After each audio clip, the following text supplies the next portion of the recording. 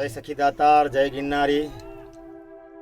દાતાર બાપુની અહીંયા મહાન જગ્યામાં એક કાછલીયો વિરડો કહેવાય છે.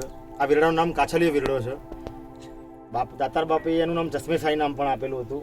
અને એ વખતે 365 દિવસ આ ધરામાં પાણી રહે જ છે.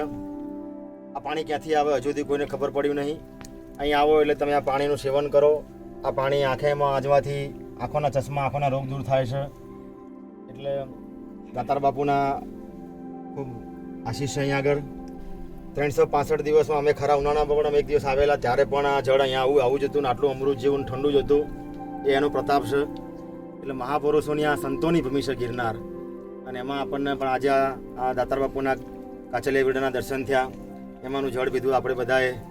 અહીંયા ઘણા બધા અમારે મહેસાણાથી મહેમાન મારી જોડે છે, એમને બધાને પણ લાભ મળ્યો.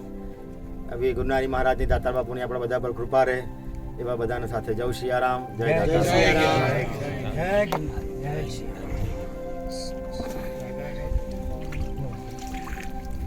જય